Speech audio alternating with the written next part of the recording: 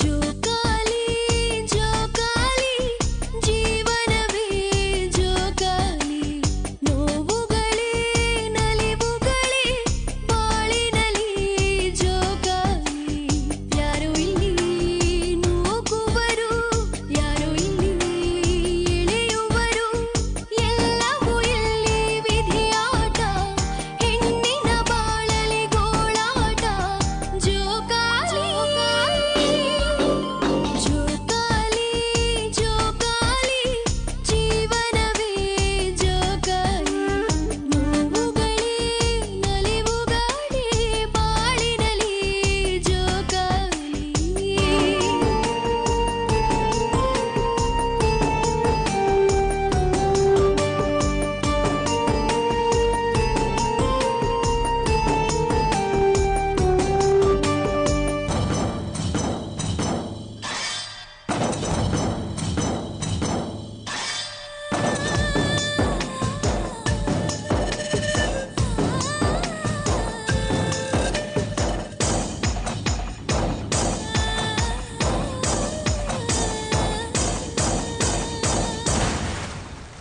ಪ್ರೀತಿಯ ಸೇವಕಿಯೇ ಅನುದಿನ ಬಾಳುತ್ತಿಹೆ ತಿರುಗೋ ಈ ಭೂಮಿಯಲ್ಲಿ ನಿಜವಾಗಿ ಬದುಕುತ್ತಿಹೆ ನೋವುಗಳ ಪ್ರೀತಿಸುವೆ ಪ್ರತಿದಿನವೂ ಸಾಧಿಸುವೆ ಕಣ್ಗಳ ಅಂಚಲಿ ಕಣ್ಣೀರು ಕಥೆಯನ್ನು ಹೇಳುತ್ತಿವೆ ಜೋಕಾಲಿ ಜೋಕಾಲಿ ಜೀವನವೇ ಜೋಕಾಲಿ ನೋವುಗಳೇ ನಲಿವುಗಳೇ ಬಾಳಿನಲಿ ಜೋಕಾಲಿ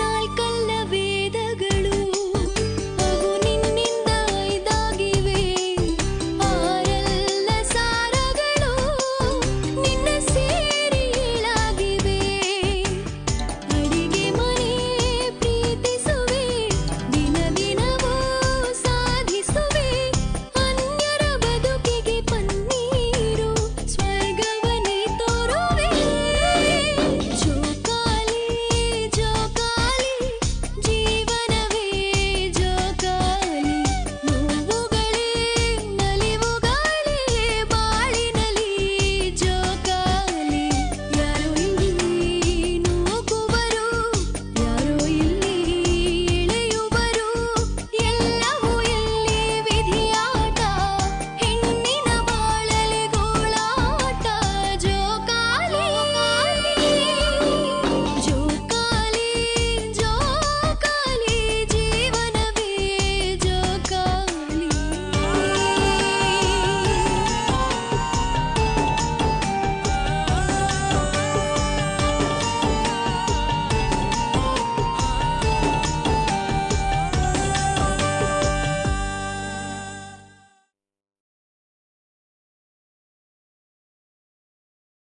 ಬಾಬಾ ನೀವು ಹೀಗೆ ಹಿಡಿದು ಮಾತಾಡೋದ್ರಿಂದ ನನ್ನ ಟೆನ್ಷನ್ ಜಾಸ್ತಿ ಆಗ್ತಾನೆ ಇದೆ. ವಿಷಯ ಏನು ಅಂತ ಹೇಳಿ ಬಾವಾ. ಅದು ಈಗ 2 ದಿನದ ಹಿಂದೆ ನಾನು ಒಂದು ಹೋಟ್ಲಲ್ಲಿ ಪ್ರಿಯಾನ್ ನೋಡಿದೆ. ಸರಿ, ಬರೀ ಪ್ರಿಯಾನ ಮಾತ್ರ ನಾನು ಹೋಟ್ಲಲ್ಲಿ ನೋಡಿದಿದ್ರೆ ಅದು ನಿಮ್ಮ ಹತ್ರ ಹೇಳೋ ಅವಶ್ಯಕತೆ ಇರಲಿಲ್ಲ. ಆದರೆ ಪ್ರಿಯಾ ಜೊತೆ ದೀನಾನು ಇದ್ದ. ದೀನಾ? ಅದೇ ನಿಮ್ಮ ಹೆಂಡತಿ ಜಯಂತಿ ಅವರ ಅಣ್ಣ ದೀನಾ. ಪ್ರಿಯಾನು ದೀನಾನು ಇಬ್ರು ಒಟ್ಟಿಗೆ ಇದ್ರಾ? ಹೌದು. ಈ ವಿಷಯ ಕೇಳಿದಾಗ ನಿಮಗೆಷ್ಟು ಭಯ ಆಯ್ತೋ ಅವ್ರನ್ನ ನೋಡಿದಾಗ ನನಗೂ ಕೂಡ ಅಷ್ಟೇ ಭಯ ಆಯ್ತು.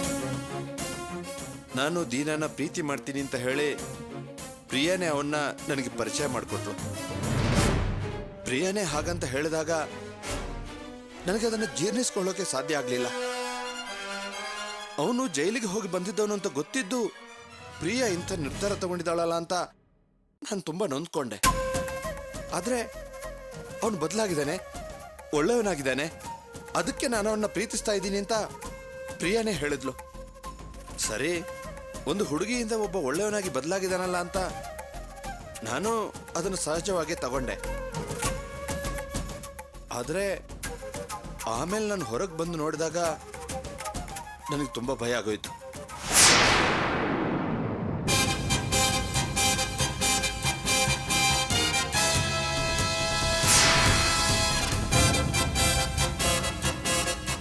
ನೋಡಿ, ನಾನು ಪ್ರೀತಿಗೆ ವಿರೋಧಿ ಅಲ್ಲ, ಪ್ರೀತಿಸೋರ್ಗೂ ವಿರೋಧಿ ಅಲ್ಲ. ಪ್ರಿಯಾ ಒಂದು ವೇಳೆ ಒಂದು ಒಳ್ಳೆ ಹುಡುಗನ ಪ್ರೀತಿಸಿದ್ರೆ ನಾನು ಈ ವಿಷಯನ ನಿಮ್ಮ ಹತ್ರ ಹೇಳೋ ಅಗತ್ಯ ಇರಲಿಲ್ಲ, ಹೇಳ್ತಾನೂ ಇರಲಿಲ್ಲ. ಆದರೆ ದೀನ ಒಳ್ಳೆಯವನಲ್ಲ, ಅವನು ಒಳ್ಳೆಯವನ ಥರ ನಾಟಕ ಆಡ್ತಿದ್ದಾನೆ, ಪ್ರಿಯಾನ ಯಾಮರಿಸ್ತಾ ಇದ್ದಾನೆ. ಪ್ರಿಯಾ ಅವನ್ನ ನಂಬಿ ಅವಳು ಬಾಳು ಹಾಳಾಗಬಾರ್ದು ಅನ್ನೋ ಉದ್ದೇಶದಿಂದ ಇದನ್ನು ನಾನು ನಿಮ್ಮ ಹತ್ರ ಹೇಳ್ತಾ ಇದ್ದೀನಿ. ಈ ವಿಷಯ ನನಗೆ ಗೊತ್ತಾದ ತಕ್ಷಣ ನಾನು ಅರ್ಚನಾ ಹತ್ರ ಇದನ್ನು ಹೇಳೋಕ್ಕೆ ಪ್ರಯತ್ನ ಪಟ್ಟೆ. ಆದರೆ ಅವಳು ಅದನ್ನು ಕೇಳಿಸ್ಕೊಳ್ಳೋಕ್ಕೆ ತಯಾರಿರಲಿಲ್ಲ. ಕೋಪ ಮಾಡಿಕೊಂಡು ನಾನು ಹೇಳಿದ ಹಾಗೆ ತಡೆದ್ಲು. ಇವತ್ತು ನೀವು ಬಂದು ಸಿಕ್ಕಿ ಪ್ರಿಯಾ ಹೆಸರು ಹೇಳಿದ್ರಲ್ಲ, ಅದರಿಂದ ನಾನು ನಿಮಗೆ ಹೇಳೋ ಹಾಗಾಯಿತು. ಆ ರಾಸ್ಕಲ್ಗೆ ಸರಿಯಾಗಿ ಮಾಡ್ತೀನಿ. ನಡಿಬೋ, ದುಡುಕ್ಬೇಡಿ.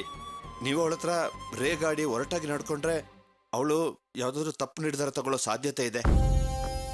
ಯಾಕೆಂದ್ರೆ ಈ ಪ್ರೀತಿ ಅನ್ನೋದು ಏನ್ ಬೇಕಾದ್ರೂ ಮಾಡಿಸುತ್ತೆ.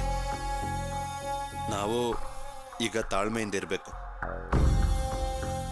ಮುಳ್ಳಿನ ಮೇಲೆ ಬಿದ್ದಿರೋ ಬಟ್ಟೆನ ನಾವು ತುಂಬ ಉಪಾಯವಾಗಿ ತೆಗಿಬೇಕು. ಯಾಕೆಂದ್ರೆ ನಾವೀಗ ಹೇಗಾದ್ರೂ ಮಾಡಿ ಪ್ರಿಯಾ ಬಾಳನ್ನ ಕಾಪಾಡಬೇಕು.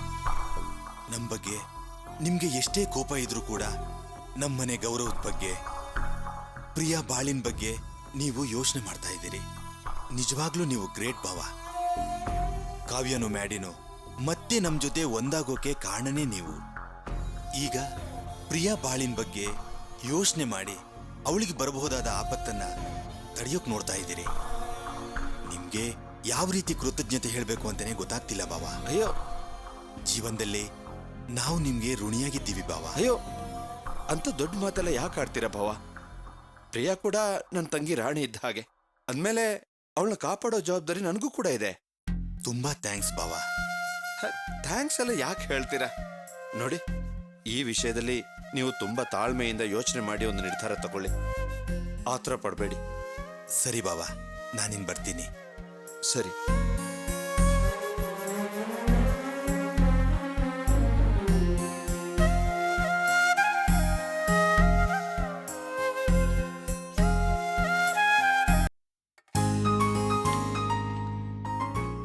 ಮ್ಯಾಡಿ, ಇನ್ನೊಂದು ಇಡ್ಲಿ ಹಾಕೊಳ್ಳೋ. ಬೇಡ ಬೇಡ, ಒಂದೇ ಒಂದು ಇಡ್ಲಿ ಕಣೋ.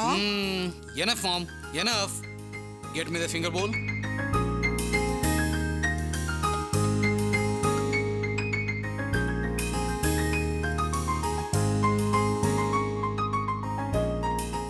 Fast mom. ತಗೋಪ್ಪ. Where is dad? ಅವ್ರ ಫ್ರೆಂಡ್ ಯಾರೋ ಅಮೆರಿಕಾಯಿಂದ ಬಂದಿದ್ದಾರಂತೆ. ಅವ್ರು ನಾನು ನೋಡ್ಕೊಂಡ್ ಬರ್ತೀನಿ ಅಂತ ಹೋದ್ರು. Oh God. ಯಾಕಪ್ಪ ನಿಮ್ಮ ಅಪ್ಪನ ಬಗ್ಗೆ ಕೇಳ್ತಾ ಇದೀಯಾ? ಡ್ಯಾಡ್ ಇದ್ದಿದ್ರೆ ಒಂದು ಇಂಪಾರ್ಟೆಂಟ್ ವಿಷಯನ ಡಿಸ್ಕಸ್ ಮಾಡಬೇಕಿತ್ತು. ಡ್ಯಾಡ್ ಇಲ್ಲ. ಒಂದು ಕೆಲಸ ಮಾಡು, ನಾನೊಂದು ವಿಷಯ ಹೇಳ್ತೀನಿ, ಡ್ಯಾಡ್ ಬಂದ್ಮೇಲೆ ತಿಳಿಸು. ಏನ್ ವಿಷಯಪ್ಪ ಅದು? ನಮ್ಮ MSN ಗ್ರೂಪ್ ಆಫ್ ಕಂಪ್ನೀಸ್ ಒಂದು ಹೊಸ ವೆಂಚರ್ನ ಸ್ಟಾರ್ಟ್ ಮಾಡಬೇಕು ಅಂದ್ಕೊಂಡಿದ್ದೀನಿ. ಒಳ್ಳೆ ವಿಷಯನೇ. ಏನ್ ಬಿಸ್ನೆಸ್ ಅಪ್ಪ ಅದು? ಇಂಟರ್ನ್ಯಾಷನಲ್ ಲೆವೆಲಲ್ಲಿರೋ big brands of beauty products and cosmetics ಅದನ್ನೆಲ್ಲ ಇಂಡಿಯಾಗೆ ಇಂಪೋರ್ಟ್ ಮಾಡಿಕೊಂಡು ದೊಡ್ಡ ದೊಡ್ಡ ಶಾಪಿಂಗ್ ಸೆಂಟರ್ಗೆ ಮಾರ್ಕೆಟ್ ಮಾಡೋಣ ಅಂದ್ಕೊಂಡಿದ್ದೀನಿ. ಸ್ವಲ್ಪ ದಿನದಲ್ಲಿ ಈ ಬಿಸ್ನೆಸ್ನ ಕಾವ್ಯಗೆ ಹ್ಯಾಂಡ್ ಓವರ್ ಮಾಡೋಣ ಅಂದ್ಕೊಂಡಿದ್ದೀನಿ. ಆ್ಯಂಡ್ ಒನ್ ಮೋರ್ ಥಿಂಗ್, ನಾನು ಆಡಿಟರ್ ಹತ್ರ ಮಾತಾಡಿದೆ. ಅವ್ರೇನು ಹೇಳ್ತಾರಂದ್ರೆ, ಈಗಾಗಲೇ ಇರೋ ಕಂಪ್ನಿ ಹೆಸರಲ್ಲಿ ಏನು ಸ್ಟಾರ್ಟ್ ಮಾಡಬೇಡಿ, ಹೊಸ ಹೆಸರಲ್ಲಿ ಸ್ಟಾರ್ಟ್ ಮಾಡಿ ಅಂತ. ಆಗ ನಾನು ಯೋಚನೆ ಮಾಡಿದೆ. ನನಗನ್ಸಿದ್ದು ಕಾವ್ಯ ಹೆಸರಲ್ಲಿ ಸ್ಟಾರ್ಟ್ ಮಾಡಿ. ಎಸ್, ಕಾವ್ಯ ಕಾಸ್ಮೆಟಿಕ್ಸ್. Good name. ಈ ಹೆಸರಲ್ಲಿ ಸ್ಟಾರ್ಟ್ ಮಾಡೋಣ ಅನ್ಕೊಂಡು. ಸೂಪರ್ ಅಣ್ಣ, ಅದ್ಗೆ ಹೆಸರು ಕಾಸ್ಮೆಟಿಕ್ಸಾ? ಆಸಮ್. ಓಕೆ ಮಾಡಿ ಒಂದು ನಿಮಿಷ. ಈ ಕನ್ಸರ್ನ ನನ್ನ ಹೆಸರಲ್ಲಿ ಪ್ರಾರಂಭ ಮಾಡೋದು ಬೇಡ. ವೈ? ನೀವು ಈ ಲೆವೆಲ್ಲಿಗೆ ಬರೋದಕ್ಕೆ ಅತ್ತೆನೇ ಕಾರಣ ಅಂತ ನನ್ನ ಹತ್ರ ತುಂಬಾ ಸರಿ ಹೇಳಿದ್ದೀರಾ. ಅದು ಅಲ್ಲದೆ ಅತ್ತೆ ದೊಡ್ಡೋರು. ಈ ಕನ್ಸರ್ನ ಅತ್ತೆ ಹೆಸರಲ್ಲೇ ಪ್ರಾರಂಭ ಮಾಡೋಣ.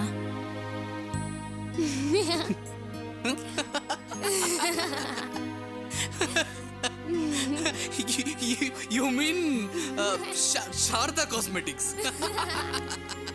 ಹೇ Kavya, you must be joking. Very funny. ಮಾಡಿ ಪ್ಲೀಸ್, ಯಾಕೆ ಈ ರೀತಿ ನಗ್ತಿದ್ದೀರಾ? ಮತ್ತಿನ್ನೇನ್ ಕಾವ್ಯ ಕಾಸ್ಮೆಟಿಕ್ಸ್ ಅನ್ನೋದು ಯೂತ್ಫುಲ್ ಆಗಿ, ಮಾಡರ್ನ್ ಆಗಿ, ಅಟ್ರಾಕ್ಟಿವ್ ಆಗಿರುತ್ತೆ. ಬೇಕು ಅಂದ್ರೆ ಒಂದ್ ಕೆಲಸ ಮಾಡೋಣ, ಅರಿಶಿಣ ಕುಂಕುಮ ಇಂಥ ಪ್ರಾಡಕ್ಟ್ಸ್ಗಳಿಗೆಲ್ಲ ಶಾರದಾ ಅರಿಶಿಣ, ಶಾರದಾ ಕುಂಕುಮ ಅಂತ ಮಮ್ಮಿ ಹೆಸರಿಟ್ಬಿಡೋಣ. ಏನಂತೀಯ? ನಾನು ಯಾಕೆ ಹೇಳ್ತಿದ್ದೀನಿ ಅಂದ್ರೆ ನನ್ನ ಹೆಸರಿಗಿಂತ ಅತ್ತೆ ಹೆಸರು ತುಂಬಾ ಸೂಕ್ತವಾಗಿದೆ. ನೋ ಕಾವ್ಯ, ನೋ. ಮೊದಲು ನೀನೊಂದು ವಿಷಯನ ಅರ್ಥ ಮಾಡ್ಕೊ.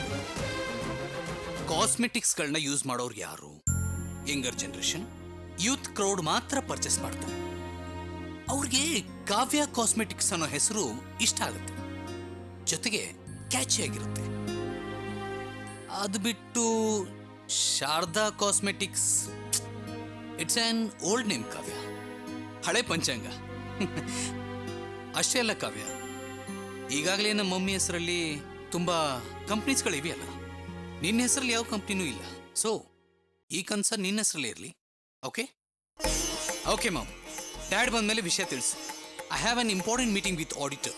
Okay Kavya, I will see you in the office. Okay, bye baby. Bye ಅಣ್ಣ. ಬಾಯ್.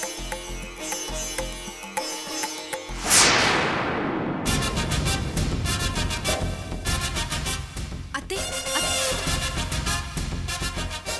ದಯವಿಟ್ಟು ನನ್ನ ಮೇಲೆ ತಪ್ಪು ತಿಳ್ಕೊಬೇಡಿ. ಈ ಕನ್ಸನ್ಗೆ ನನ್ನ ಹೆಸರಿಡ್ತಿರೋ ವಿಷಯ ನನಗೂ ಈಗಲೇ ಗೊತ್ತಾಗಿದ್ದು. ಸಾಕು ನಿಲ್ಸೆ, ಈ ನಾಟಕ ಎಲ್ಲ ನನ್ನ ಹತ್ರ ಆಡಕ್ ಬರ್ಬೇಡ. ನಾನು ಸ್ವಲ್ಪ ದಿವಸದಿಂದ ಗಮನಿಸ್ತಾನೆ ಇದ್ದೀನಿ. ಎಷ್ಟು ಬೇಗ ನನ್ನ ಮಗನ ಮನಸ್ಸನ್ನೇ ಬದಲಾಯಿಸ್ಬಿಟ್ಟಿಯಲ್ಲೇ. ಇಷ್ಟು ವರ್ಷ ಅವನು ನನ್ನ ಹುಟ್ಟುದಬ್ಬನ ಮರೀದೇ ಇದ್ದವನು, ಈಗ ನೀನು ಬಂದ ತಕ್ಷಣ ಈ ವರ್ಷ ನನ್ನ ಹುಟ್ಟುದಬ್ಬನ ಮರೆಯೋ ಹೋಗಿ ಮಾಡ್ಬಿಟ್ಟಿಯಲ್ಲ. ಪ್ರತಿ ಒಂದು ವಿಷಯಕ್ಕೂ ನನ್ನ ಮಗ ನನ್ನನ್ನ ಅಮ್ಮ ಅಮ್ಮ ಅಮ್ಮ ಅಮ್ಮ ಅಂತ ನನ್ನ ಹಿಂದೆ ಅಲಿತಿದ್ದ. ಈಗ ಯಾವುದೇ ವಿಷಯ ತಗೋ, ಕಾವ್ಯ ಕಾವ್ಯ ಕಾವ್ಯ ಅಂತ ನಿನ್ನ ಹಿಂದೆ ಅಲಿಯೋಗೆ ಮಾಡ್ಬಿಟ್ಟಿಯಲ್ಲೇ. ಅಷ್ಟೇ ಅಲ್ಲ, ಈ ಚಿಕ್ಕ ಹುಡುಗಿ ಕೂಡ ನನಗೆ ಮರ್ಯಾದೆ ಕೊಡ್ತಾ ಇಲ್ಲ. ನನ್ಗೆ ಇಂಗ್ಲಿಷ್ ಗೊತ್ತಿಲ್ಲ ಅಂತ ನಿನ್ನ ಸ್ಕೂಲಿಗೆ ಕರ್ಕೊಂಡು ಹೋದ್ಲು. ಮನೆಗೆ ಬಂದ್ಮೇಲೆ ನಿನ್ನ ಬಗ್ಗೆ ಹೊಗಳಿದ್ದೆ. ಇನ್ನು ಈ ಮನೇಲಿರೋದು ನನ್ನ ಗಂಡ ಒಬ್ರೆ, ಅವ್ರನ್ನು ನಿನ್ ಕಡೆ ಎಳ್ಕೊಂಡ್ಬಿಡು. ಆಮೇಲೆ ನಾನು ಒಂಟಿ ಆಗ್ಬಿಡ್ತೀನಿ. ನಿನ್ನ ಉದ್ದೇಶ ಕೂಡ ಅದೇ ತಾನೆ? ಮೊದ್ಲೆಲ್ಲ ಯಾವುದೇ ಕಂಪ್ನಿ ಶುರು ಮಾಡ್ಬೇಕಾದ್ರೆ ಅಮ್ಮ ನಿನ್ನ ಹೆಸರೇ ಚಂದಮ್ಮ, ನಿನ್ನ ಹೆಸರೇ ಇಡ್ತೀನಿ ಅಂತಿದ್ದ. ಎಲ್ಲೇ ಹೋಗ್ಬೇಕಾದ್ರು ನನ್ನ ಕಾಲಿಗೆ ನಮಸ್ಕಾರ ಮಾಡಿ ನನ್ನ ಆಶೀರ್ವಾದ ತಗೊಂಡು ಹೋಗ್ತಿದ್ದ. ಆದ್ರೆ ಇವತ್ತು ನನ್ನ ಹೆಸರು ಹಳೆ ಪಂಚಾಂಗ, ನಿನ್ನ ಹೆಸರು ಮಾಡ್ರನ್ನು. ಆ ಮಟ್ಟಕ್ಕೆ ಅವನ ತಲೆ ಕೆಡ್ಸಿದೀಯ ನೀನು. ನಡ್ಸು. ಅದು ಎಷ್ಟು ದಿನ ನೀನ್ ರಾಜಭಾರ ನಡೆಸ್ತೀಯೋ ನಡ್ಸು, ನಾನು ನೋಡ್ತೀನಿ. ಅತ್ತೆ ಪ್ಲೀಸ್, ದಯವಿಟ್ಟು ನನ್ನ ಮಾತು ನಂಬಿ. ಈ ವಿಷಯದಲ್ಲಿ ನನಗೂ ಅಸಮಾಧಾನ ಇದೆ. ಈ ಕಂಪ್ನಿ ನನ್ನ ಹೆಸರಲ್ಲೇ ಶುರುವಾಗಬೇಕು ಅಂತ ನಾನು ಯಾವತ್ತೂ ಆಸೆ ಪಟ್ಟವಳಲ್ಲ. ಅದಕ್ಕೆ ಯೋಗ್ಯಳು ನಾನಲ್ಲ. ಪ್ಲೀಸ್ ಅತ್ತೆ, ನಾನು ಮ್ಯಾಡಿ ಹತ್ರ ಇನ್ನೊಂದ್ಸರಿ ಮಾತಾಡ್ತೀನಿ. ಸಾಕಮ್ಮ ತಾಯಿ, ಸಾಕು. ನೀನೇನು ಮಾತಾಡ್ಬೇಡ. ನನ್ಗೆಲ್ಲ ಗೊತ್ತು. ಮಗುನು ಚೂಟಿ ತೊಟ್ಲನ್ ತೂಗ್ಬೇಡ. ನಾನ್ ತಪ್ಪು ಮಾಡ್ಬಿಟ್ಟೆ. ಆಗ್ಲೇ ಎಲ್ರೂ ಹೇಳಿದ್ರು, ನಿಮಗಿರೋ ಶ್ರೀಮಂತಿಕೆಗೆ ಒಳ್ಳೆ ಕಡೆ ಹೆಣ್ ತಂದು ಸಂಬಂಧ ಬೆಳೆಸ್ಬೋದಲ್ಲ ಅಂತ. ಸಾಧಾರಣವಾದ ಕುಟುಂಬದಿಂದ ಹೆಣ್ತಂದ್ರೆ ನಾವ್ ಹೇಳ್ದಂಗೆ ಕೇಳ್ಕೊಂಡು ನಮಗ್ ಗೌರವ ಕೊಟ್ಕೊಂಡು ಇರ್ತಾಳೆ ಅಂತ ನಾನ್ ಅನ್ಕೊಂಡಿದ್ದೆ. ನನಗೆ ಈಗ ತಾನೇ ಗೊತ್ತಾಗ್ತಾ ಇದೆ, ದೊಡ್ಡ ಕುಟುಂಬದಿಂದ ಬಂದಿದ್ರೆ ದೊಡ್ಡತನವಾಗಿ ನಡ್ಕೊಂತಾ ಇದ್ರು. ನೀನೊಬ್ಬ ಸಾಧಾರಣ ಮಿಡ್ಲ್ ಕ್ಲಾಸಿಂದ ಬಂದವಳು ತಾನೆ. ನಿನ್ನ ಹುಟ್ಟು ಗುಣ ಸುಟ್ರೂ ಹೋಗಲ್ಲ. ಬಡತನದಲ್ಲಿ ಬೆಳೆದವಳಿಗೆ ಶ್ರೀಮಂತಿಗೆ ಆಸೆ ಇದ್ದೇ ಇರುತ್ತೆ. ನನ್ನ ಮಗನ ತಲೆ ಕೆಡಿಸಿ ಅವನನ್ನ ನಿನ್ ಕಡೆ ಸೆಳ್ಕೊಂಡು ನನ್ನನ್ನ ಒಂಟಿ ಮಾಡ್ಬೇಕು ಅನ್ನೋದು ತಾನೇ ನಿನ್ನ ಉದ್ದೇಶ ಇರೋದು. ಅತ್ತೆ, ನಾನು ಮಿಡ್ಲ್ ಕ್ಲಾಸ್ ಫ್ಯಾಮಿಲಿಯಿಂದನೇ ಬಂದಿರೋಳು, ಬಡತನದಲ್ಲೇ ಬೆಂದಿರೋಳು. ಆದ್ರೆ ಯಾವತ್ತೂ ಆಸ್ತಿಗೋಸ್ಕರ ಆಸೆ ಪಟ್ಟೋಳಲ್ಲ. ನಮ್ಮಮ್ಮ ನಮ್ಮನ್ನ ಆ ರೀತಿ ಬೆಳೆಸ್ಲೂ ಇಲ್ಲ. ಗೌರವದಿಂದ ಒಳ್ಳೆ ನಡತೆಯಿಂದ ಬಾಳ್ಬೇಕು ಅಂತ ಹೇಳ್ಕೊಟ್ ಬೆಳೆಸಿದ್ದಾರೆ.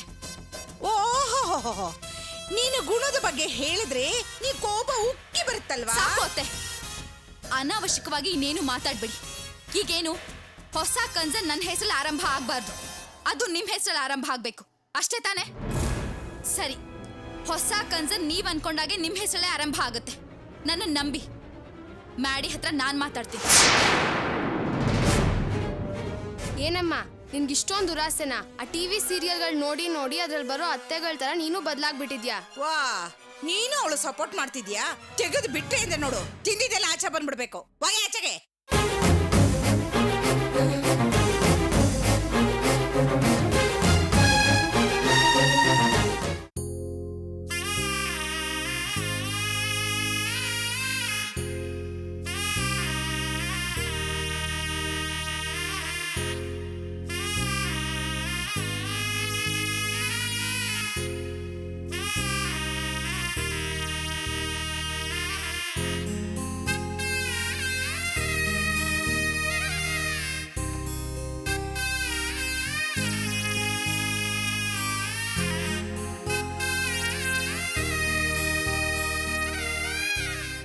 ಹಾ ನೋಡಿ, ಏನೂ ತೊಂದರೆ ಇಲ್ಲ, ಎಲ್ಲ ನಾರ್ಮಲ್ ಆಗಿದೆ.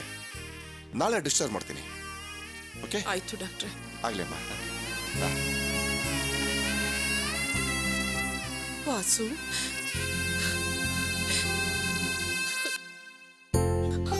ರಮೇಶ, ಡಾಕ್ಟ್ರ್ ಹೇಳಿದ್ರಲ್ಲ ಇನ್ನೇನು ತೊಂದರೆ ಇಲ್ಲ ಅಂತ, ಮತ್ತಿನ್ಯಾಕಿರ್ಬೇಕು? ನಿನ್ನೆಯಿಂದ ಗ್ಯಾರೇಜ್ ಕಡೆಗೂ ಹೋಗಿಲ್ಲ. ನೀನಿನ್ನು ಹೊರಡಪ್ಪ. ಸರಿ ಅಮ್ಮ, ನಾನು ಮನೆಗೆ ಹೋಗಿ ಅರ್ಚನೆಗೆ ಮಧ್ಯಾಹ್ನ ಊಟ ತಗೊಂಬರಕ್ಕೆ ಹೇಳ್ಬಿಟ್ಟು ಆಮೇಲೆ ಗ್ಯಾರೇಜ್ಗೆ ಹೋಗ್ತೀನಿ. ಯಾಕಪ್ಪ ನೀನ್ ಶ್ರಮ ತಗೋತ್ಯಾ? ನೀನ್ ಇಲ್ಲಿಂದ ಮನೆಗೆ ಹೋಗ್ಬೇಕಂದ್ರೆ 2 ಬಸ್ ಬದಲಾಯಿಸ್ಬೇಕು. ಅಲ್ಲಿಂದ ನೀನ್ ಗ್ಯಾರೇಜ್ ಹೋಗ್ಬೇಕು. ಒಂದ್ ಕೆಲಸ ಮಾಡು, ಶಿವುಗೆ ಹೇಳ್ಬಿಟ್ಟು ನೇರವಾಗಿ ಇಲ್ಲಿಂದ ಗ್ಯಾರೇಜ್ಗೆ ಹೊರಟೋಗು. ಬೇಡಮ್ಮ, ಶಿವನಿಗೆ ಹೇಳಿದ್ರೆ ಅವನು ಆಟೋ ಬಾಡಿಗೆನೂ ತಗೊಳಲ್ಲ. ನಾನು ಬಸ್ಸಲ್ಲೇ ಹೋಗ್ತೀನಿ. ಹೌದು, ಖರ್ಚಿಗೆ ದುಡ್ಡಿದ್ಯಾ? ಇದೆ ಬಾಬಾ. ಅಪ್ಪ ರಮೇಶ, ನಿಮ್ಮ ಅಪ್ಪನ ಇಲ್ಲಿಗೆ ಬರಕ್ ಹೇಳು. ಔಷಧಿ ಗಿವ್ಸಿ ಬೇಕು ಅಂದ್ರೆ ಅವ್ರ ಕೈಲೇ ತರಿಸ್ಬೇಕು. ಸರಿ ಅಮ್ಮ, ನಾನು ಹೊರಡ್ತೀನಿ. ಹೋಗ್ಬಾಪ.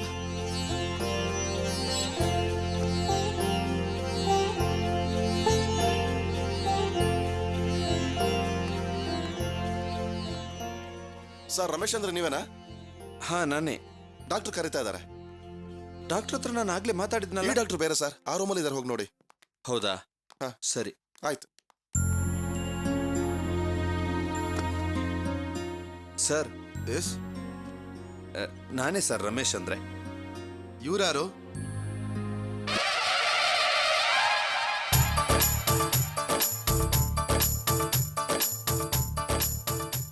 ಅಪ್ಪ, ನೀವ್ಯಾಕೆ ಇಲ್ಲಿ ಬಂದು ಕೂತಿದ್ದೀರಿ? ಇವ್ರನ್ನ ಇಲ್ಲಿ ಕೂರಿಸ್ಕೊಂಡಿದ್ದೆ ತಪ್ಪಾಯ್ತು. ಇಷ್ಟೊತ್ತಾಗ್ಲೇ ಪೊಲೀಸ್ ಕಂಪ್ಲೇಂಟ್ ಕೊಟ್ಟು ಜೈಲ್ಗೆ ಹಾಕ್ಸ್ಬೇಕಾಗಿತ್ತು. ಅಯ್ಯೋ, ಅಂತ ತಪ್ಪು ನಮ್ಮಪ್ಪ ಏನ್ ಮಾಡಿದ್ರು ಸರ್? ಏನ್ ತಪ್ಪು ಮಾಡಿದ್ರ? ನನ್ನ ಸರ್ವಿಸ್ ಅಲ್ಲಿ ಇಂಥ ವ್ಯಕ್ತಿನ ನಾನು ನೋಡೇ ಇಲ್ಲ. ಸರ್, ಏನ್ ಮಾಡಿದ್ರು ಅಂತ ಹೇಳಿ ಸರ್. ನೀವೇ ಕೇಳಿ ಸ್ವಾಮಿ. ಅಪ್ಪ, ಏನ್ ಮಾಡಿದ್ರಿ ನೀವು? ನಾನು ಏನು ಮಾಡಲಿಲ್ಲಪ್ಪ. ಅಂಗಡಿಗೆ ಹೋಗ್ತೀನಂತ ಹೇಳಿ ನಿಮ್ಮ ತಾಯಿ ಹತ್ರ ಹೇಳ್ಬಿಟ್ಟು ಬಂದ.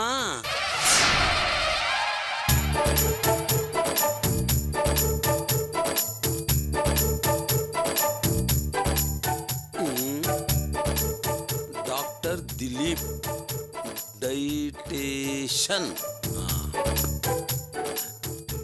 Excuse me sir.